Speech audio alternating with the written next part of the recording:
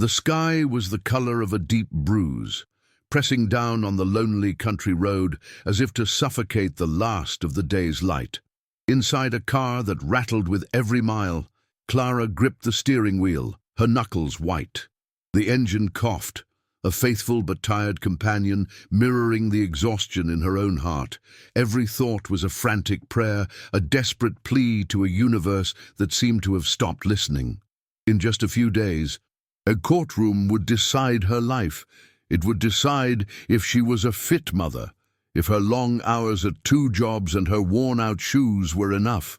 The custody hearing was a storm cloud on the horizon, far more menacing than the one gathering overhead, and it threatened to take away the one thing that gave her world meaning, her son, Leo. Through the grimy windshield, a strange sight pierced the gloom. A luxury car, sleek and black as polished obsidian, was stopped on the shoulder, its hazard lights blinking in a useless, rhythmic pulse. Beside it stood a man, a silhouette of sharp lines and expensive fabric. His suit was immaculate, a stark contrast to the wild, untamed nature surrounding him. He stood with an air of rigid impatience, a man clearly unaccustomed to being powerless, to being at the mercy of a broken machine and a darkening sky. He checked his watch, a glint of gold on his wrist. His frustration, a palpable energy even from a distance. For a moment, he was just a picture of wealth and inconvenience, a world away from Clara's reality of survival and sacrifice, a problem she simply did not have the time or energy to solve. Clara's first instinct was to press her foot on the accelerator and keep driving. The clock was her enemy. Being late for her second job meant less money, and less money was another mark against her in the unforgiving ledger of the family court. Her mind raced, calculating the minutes lost, the risk of stopping for a stranger on a deserted road. Her son's face flashed in her mind, his smile, the way he trusted her to make everything okay. She couldn't afford a detour, she couldn't afford to be a hero. Her problems were a mountain, and this man's trouble was a pebble at its base. Her own storm was raging, and she had to outrun it. For a fleeting second, she decided to ignore the blinking lights and the stranded man, to focus only on her own path. But as she began to drive past, her gaze met his through the growing twilight. She saw not a man of wealth, but a person who was stuck, vulnerable, and alone. In his stern, frustrated expression, she recognized a flicker of the same desperation she felt every single day. It was the universal feeling of being stranded, of plans falling apart. A voice, soft but firm like her grandmother's, echoed in her memory. Kindness costs nothing, but its worth is immeasurable. The first heavy drops of rain began to splatter against the glass, like tears from the sky. With a deep sigh that carried the weight of her worries, Clara slowed her rattling car to a stop, the sound of its sputtering engine a humble offering in the growing silence of the impending storm. She rolled down her window, the cool, damp air rushing in, carrying the scent of wet earth and rain. "Need a hand?" she called out, her voice steadier than she felt. The man turned, his expression a mixture of surprise and subtle appraisal, as he took in her old car and her weary but compassionate eyes. To him, she was an unlikely rescuer, a minor interruption in a day gone wrong. To Clara, this was just a moment's delay, a simple choice to help another human being before continuing her own difficult journey. She had absolutely no way of knowing that this brief, anonymous encounter on a forgotten road was not a detour at all, but the very event that would decide everything. The man, who introduced himself curtly as Arthur, regarded her offer with a sharp, analytical gaze that seemed to peel back the layers of her exhaustion, noting the worn fabric of her car's interior and the faint crack in her windshield. For a man accustomed to luxury and control, accepting a ride in this rattling vehicle felt like a profound surrender. The storm chose that moment to break, the rain coming down in heavy, determined sheets, making the world outside a blur of grey and green. Clara felt a pang of panic. She was now officially undeniably late. Her boss's face, stern and unforgiving, flashed in her mind. Every tick of the clock was a hammer blow against the fragile foundation of her life. Yet she couldn't bring herself to rescind the offer. She had made a choice, and the weight of its consequence was already settling in her stomach. He finally conceded with a stiff nod, folding his tall frame into the passenger seat with a practiced precision that seemed to fight against the car's humble dimensions. The door closed with a weary groan, sealing them inside a small, intimate world filled with the rhythmic drumming of rain and the scent of wet asphalt. The silence between them was a chasm, defined by the stark contrast of his crisp, tailored suit against her faded dashboard, where a small, crayon-drawn picture of a smiling sun was taped. It was a drawing by her son, Leo, a constant reminder of what she was fighting for. Arthur stared straight ahead, his jaw tight. A man marooned not just on a roadside, but in a life completely alien to his own. Clara gripped the wheel, her knuckles white, driving into the storm and away from the job she desperately needed. "The next town should have a service station," Arthur stated, his voice devoid of warmth, more a command than a suggestion. "I need to arrange for a private car." Clara simply nodded, her eyes fixed on the treacherous, rain-slicked road ahead. The wipers fought a losing battle against the deluge, their rhythmic squeak a maddening metronome counting down the minutes she was losing. Her mind was a whirlwind of anxieties. She imagined her boss's angry phone call, the deduction from her paycheck, another piece of evidence for her ex-husband's lawyer to use against her. It was a high price to pay for a stranger's convenience. Yet, as she glanced at the stern man beside her, she saw not an inconvenience but a person who was stranded and alone, just as she so often felt in her own life's storm. They finally pulled into the desolate, flickering lights of a tiny town that seemed forgotten by time. Its only offering was a small, covered bus stop with a payphone. As Arthur stepped out of the car, the damp air clinging to his expensive suit, he instinctively reached for his wallet. A sudden stillness came over him. His hand patted his jacket pockets, then his trousers, a look of dawning horror replacing his stoic composure. "It's in the car," he said, his voice flat with disbelief. "My wallet, my phone, everything is in the car." In that moment, the powerful, imposing man vanished, replaced by someone utterly helpless. His authority, his wealth, his identity were all locked in a metal box miles away, leaving him as vulnerable as anyone else in the pouring rain.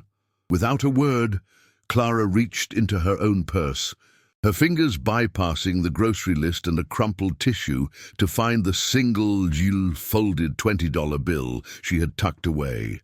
It was her gas money, her emergency fund, the last bit of security she had until her next meager paycheck. The thought of Leo and the small carton of ice cream she'd promised him stung her heart, but looking at Arthur's stunned, defeated face, she knew what she had to do. She pushed the bill into his hand, her gesture simple and direct. "In for a taxi," she said, her voice barely a whisper above the rain. "I hope you get where you need to go." He stared at the money, then at her, his expression unreadable as he was confronted by a quiet, profound act of sacrifice from a woman who had almost nothing to give. Arthur stared at the crumpled $20 bill in his palm as if it were a foreign artifact. The paper was soft, worn from its journey through a life of careful budgeting and small, hard-earned victories. His first impulse was to refuse it, a wave of pride and indignation rising in his chest. How could this woman, with her rattling car and weary eyes, possibly afford such a gesture? But the rain was relentless, and the payphone's dial tone was a monotonous confirmation of his utter helplessness. His gaze shifted from the money to her face, and for the first time he truly saw her. He saw the faint lines of worry etched around her eyes, the quiet strength in her posture, and the profound, unshakable decency that had led her to stop for him. The taxi dispatcher's voice crackled over the line.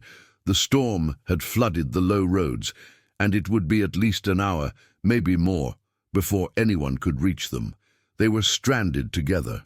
The only beacon of warmth in the desolate town was a small, 24-hour diner, its neon sign bleeding a soft red glow into the rain-swept darkness.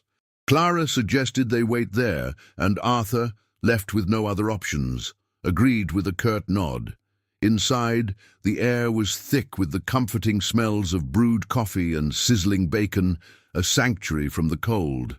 They slid into a booth with cracked red vinyl seats, the table between them feeling less like a divide and more like a shared island in the storm.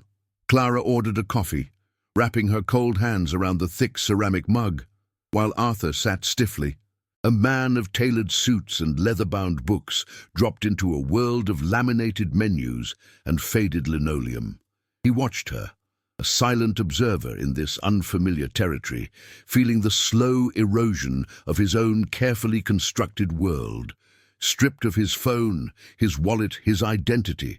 To break the heavy silence, Clara began to speak, not of her own troubles, but of the small, bright sun taped to her dashboard. When Arthur asked about it, her entire demeanor transformed. The exhaustion fell away, replaced by a light that shone from within. She spoke of her son, Leo, her voice a soft melody of maternal love. She described his infectious giggle, his fierce belief that he could talk to squirrels, and the way he drew suns on everything to make them happy. She wasn't complaining about her struggles or seeking pity. She was simply sharing the one piece of her life that was pure, uncomplicated joy. Arthur listened, his usual sharp, interrogative nature softening into a quiet stillness. The simple, heartfelt story of a mother's love for her child seemed to resonate within him, striking a chord that he had long thought silent, stirring a memory he kept carefully locked away. Perhaps prompted by her unguarded honesty, Arthur offered a small, carefully curated piece of himself in return.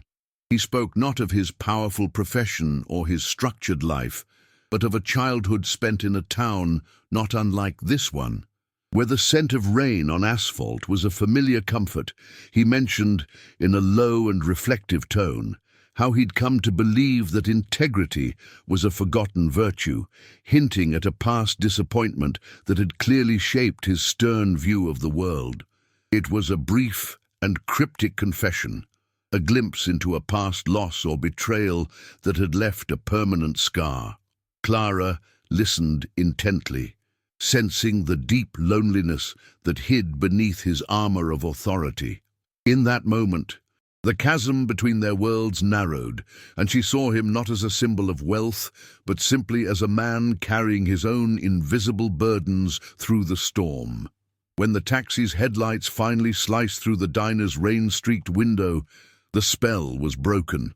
As they stood to leave, the air crackled with an unspoken significance.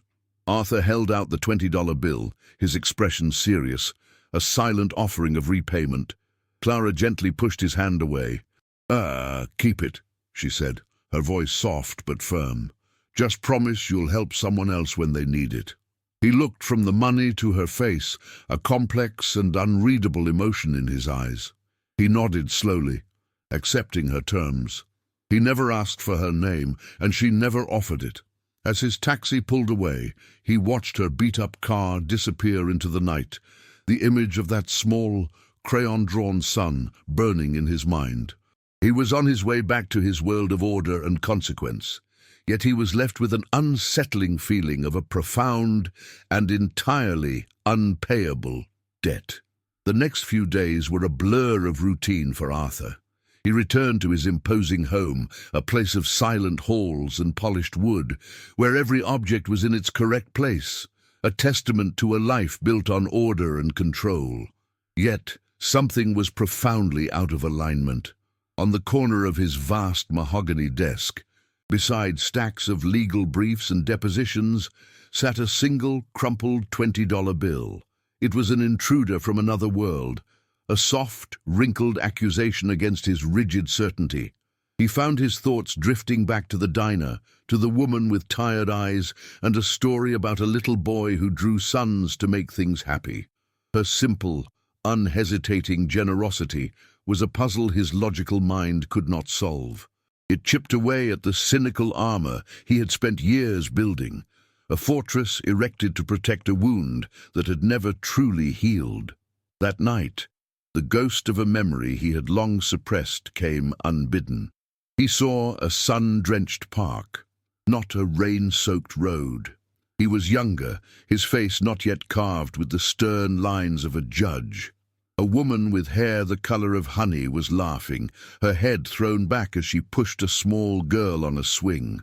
The girl, his daughter, squealed with delight, her little legs kicking at the sky as if she could touch the clouds.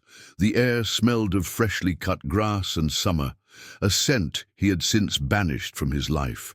It was a memory of a time when he believed in shared futures, in promises kept, in the fundamental goodness of people.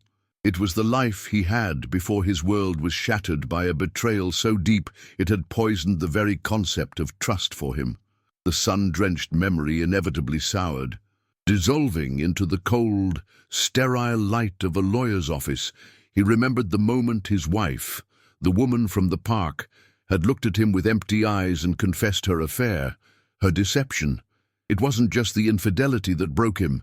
It was the calculated way she had drained their joint accounts, leaving him with a mountain of debt and a hollowed-out life. She had used his trust as a weapon against him, taking their daughter and disappearing, leaving behind a silence that echoed louder than any argument. It was this profound betrayal that had reshaped him, forging his belief that integrity was a myth and that sentiment was a weakness. He had rebuilt his life on the unshakable foundation of law, a world of facts and evidence where messy human emotions could be contained and judged. Back in his study, Arthur finally turned his attention to the stack of files for the following day's court session. The top file was a family court case, a custody dispute. He opened it with a familiar sense of weary duty, Vance versus Vance. He scanned the preliminary statements, his professional gaze absorbing the details without personal investment. The petition from the father painted a grim picture, a mother working multiple low-wage jobs, unstable housing, chronic lateness, and an inability to provide a consistent environment. The words on the page resonated with the cynical narrative he knew so well, a story of failure, irresponsibility, and broken promises. He felt the familiar, cold weight of judgment settling in. It was a straightforward case, another sad but necessary decision to be made in the best interest of a child. He closed the file, his decision already 90% formed, based on the stark evidence presented.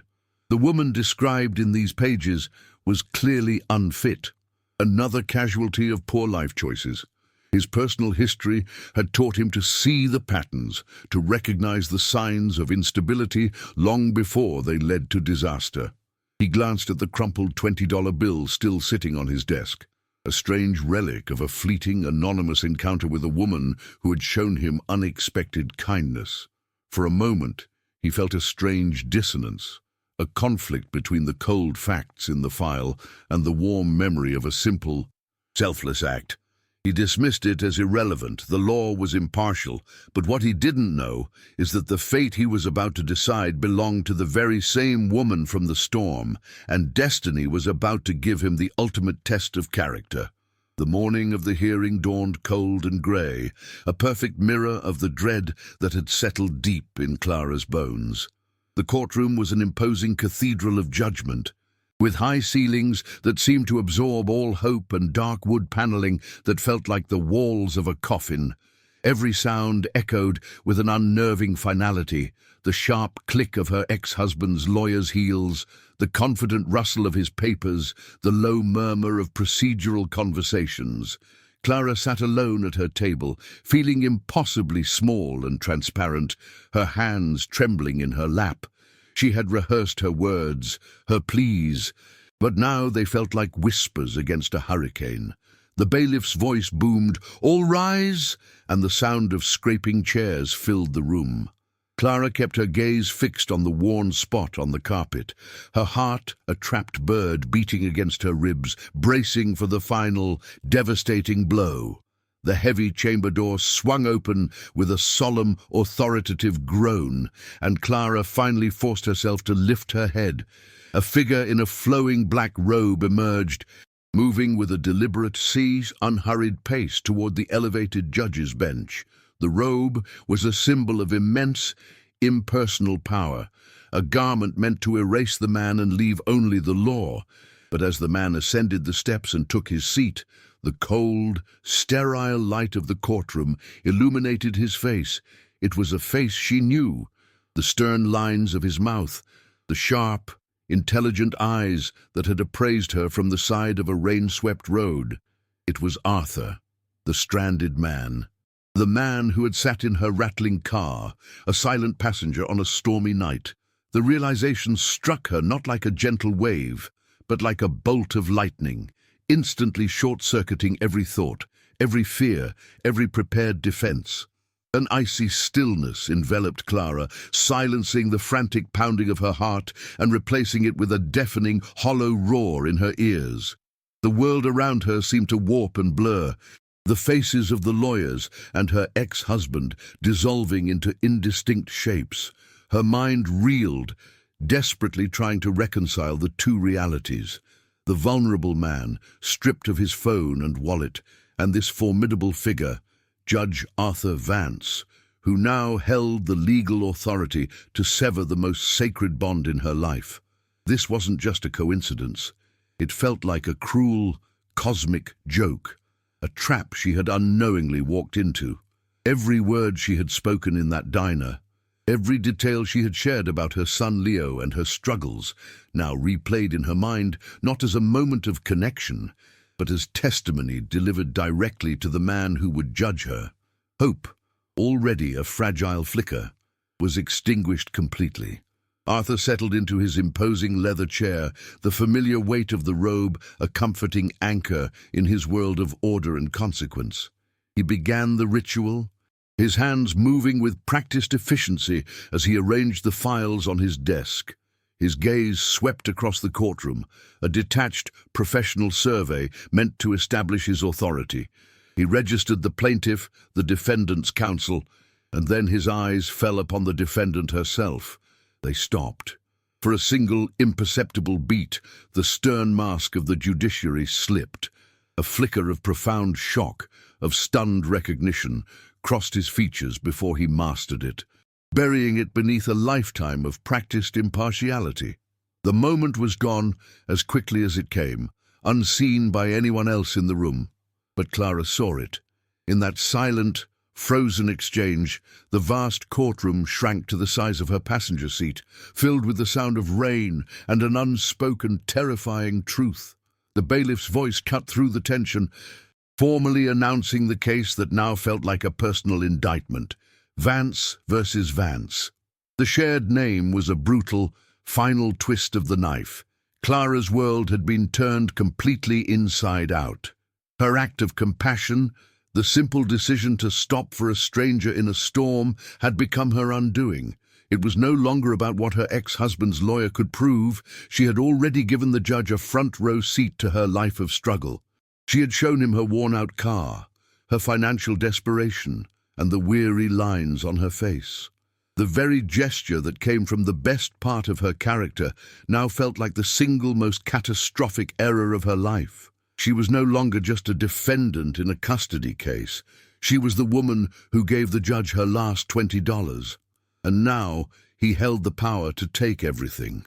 The initial shock that had frozen Judge Arthur Vance in place quickly hardened into a mask of impenetrable judicial steel. The woman from the storm, the face of unassuming kindness, was now a defendant in his court. A complication of an almost impossible magnitude. A wave of conflicting emotions washed over him, humiliation at being so easily disarmed, suspicion that her charity had been a ploy, and a deep, visceral anger at being placed in this ethically compromised position. The crumpled $20 bill he'd left on his desk flashed in his mind, no longer a symbol of sacrifice, but of a potential, albeit unintentional, bribe. He felt foolish, as if his personal vulnerability had been exploited.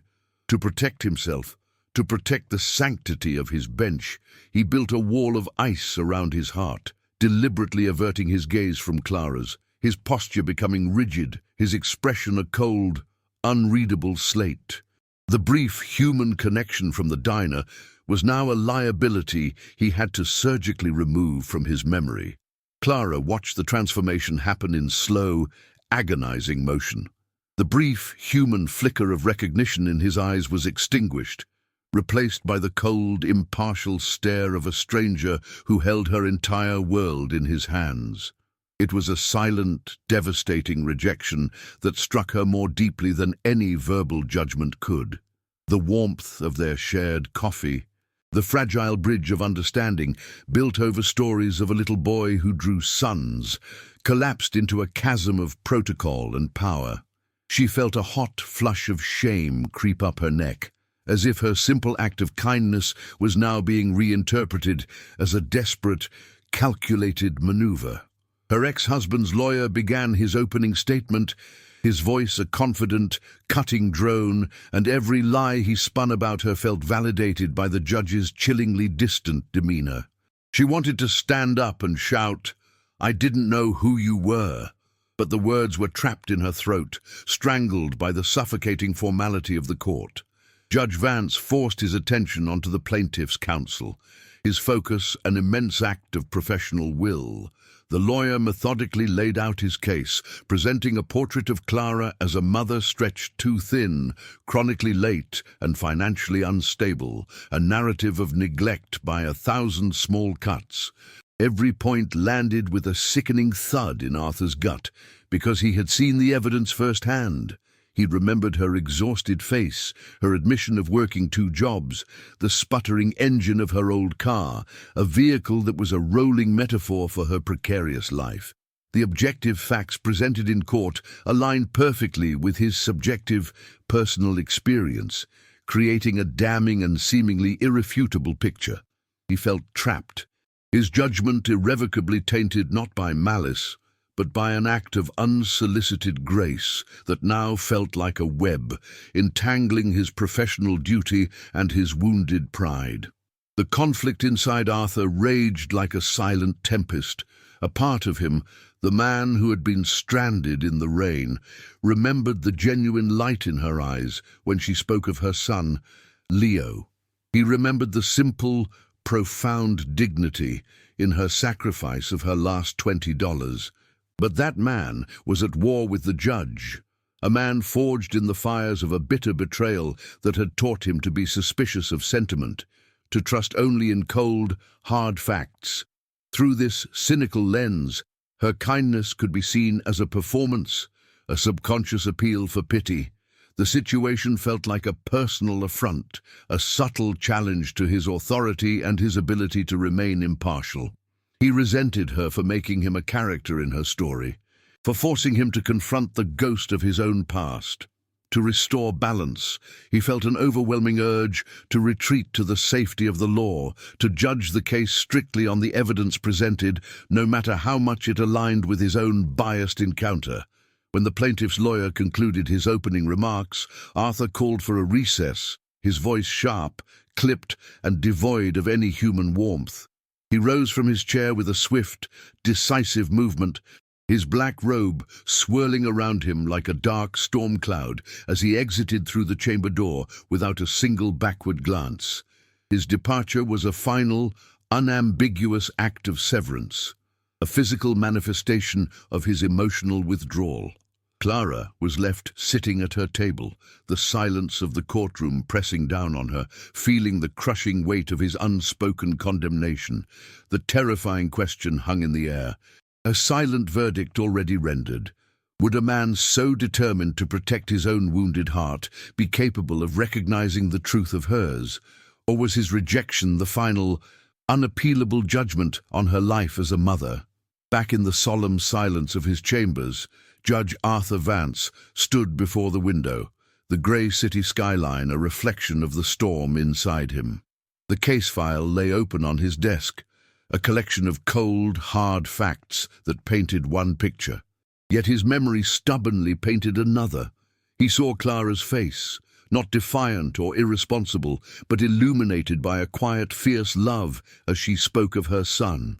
He remembered the feel of the worn $20 bill she had pressed into his hand, a gesture not of pity, but of shared humanity. He had allowed the ghost of his own betrayal to poison his perception, to see her sacrifice as a potential manipulation. The error of his judgment was a bitter pill. He had almost let his own past pain destroy the future of a good woman, a woman who had shown him the very integrity he believed was extinct. In that moment, the judge and the man finally reconciled, realizing that the most crucial piece of evidence wasn't in the file, but in his own recent experience. When he re-entered the courtroom, the change in his demeanor was palpable, silencing the room's low hum. The rigid, cold authority had been replaced by a profound, somber gravity. He took his seat, but this time his gaze found Clara's and held it, offering a silent, unequivocal acknowledgement that went far beyond courtroom procedure. He then turned his attention to her ex-husband, his voice calm, but with an edge of steel that cut through the legal jargon. "Sir," he began, "this petition details your ex-wife's financial struggles and long hours. Can you detail for the court the sacrifices you have made for your son's welfare with the same level of specificity?" The question hung in the air, a perfectly aimed arrow that pierced the man's polished facade of concerned fatherhood, exposing the selfish, manipulative core of his argument and shifting the scales of justice with its undeniable weight. With the truth now laid bare, Judge Vance delivered his ruling, his words resonating with a wisdom that felt ancient and deeply personal. He spoke not of statutes or precedents, but of character. "A parent's worth," he declared, his voice filling the chamber, "is not measured in bank statements or work schedules, but in the depth of their sacrifice and the resilience of their love. It is measured in moments of selfless compassion, often when they themselves have little to give." He looked directly at Clara, his expression one of deep respect. "This court finds no evidence of neglect, only evidence of a mother's heroic struggle against overwhelming odds. Full custody is awarded to the mother, Clara Vance." Tears streamed down Clara's face, washing away months of fear and despair. It wasn't just a legal victory, it was the restoration of her soul, the profound relief of finally being seen. As the courtroom cleared, filled with the stunned silence of her ex-husband's defeat, Clara remained seated, trembling with the aftershocks of relief. Judge Vance descended from the bench, his black robe seeming less like armor and more like a simple garment. He walked not to his chambers, but directly to her table, a breach of protocol that felt entirely necessary. He stopped before her, the vast space between them now closed. "I was stranded in a storm once," he said, his voice low and sincere, "and a stranger reminded me that integrity is not a myth." He gently placed the crumpled $20 bill on the polished wood in front of her. "I believe this belongs to you." It was more than a repayment. It was a confession, an apology, and an act of profound gratitude, a final piece of a puzzle that had brought both their worlds back into alignment. Clara stepped out of the courthouse, leaving the shadows and oppressive silence behind. The afternoon sun broke through the clouds, bathing the stone steps in a warm, golden light that felt like a benediction. She clutched the worn $20 bill in her hand, its texture a familiar comfort, now transformed from a symbol of her poverty into a testament of her strength. The crushing weight that had hunched her shoulders for so long was gone, replaced by an impossible lightness. She thought of Leo, of his crayon-drawn sons meant to make everything happy, and realized he had been right all along. She had faced the darkest part of her storm and had been saved not by a lawyer or a judge, but by a simple, unhesitating act of kindness. As she began the walk home, her path was no longer uncertain. It was illuminated by the quiet, unshakable truth of her own good heart. A few months later, the world was no longer painted in the bruised colors of an impending storm, but in the soft, hopeful pastels of a new dawn.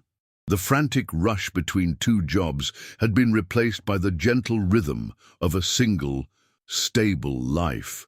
Clara now worked at a local community center, a job Arthur had helped her find, where her inherent compassion was not a liability, but her greatest asset. This morning, sunlight streamed through the kitchen window, illuminating dust motes dancing in the air like tiny, golden promises. The only deadline she faced was the browning of pancakes on the griddle. The only sound, the happy, nonsensical humming of her son, Leo, as he sat at the table, diligently drawing a family of smiling sons. The suffocating weight of fear was gone, replaced by the simple, profound lightness of peace. A peace she had earned not in a courtroom, but on a deserted, rain-swept road. Their small world had quietly made room for one more. Once a week, a familiar luxury car, no longer a symbol of a different universe, but of an unlikely friendship, would pull up to their modest home. Arthur would step out, not as a stern judge in a black robe, but as a man shedding the armor of his past. He would sit in their tiny kitchen, a world away from his mahogany desk, and listen as Leo explained the complex social dynamics of the squirrels in the backyard. He never spoke of his own lost daughter, but Clara could see the ghost of that memory being slowly replaced by the vibrant, living joy of the little boy in front of him. In these moments, he wasn't Judge Vance. He was just Arthur, a man who had been given a second chance to witness the simple, powerful magic of a child's love, a balm for a wound he thought would never heal. Life so often teaches us its most profound lessons in the most unexpected ways. We race against the clock, certain that our path is the only one, that any deviation is a catastrophic failure.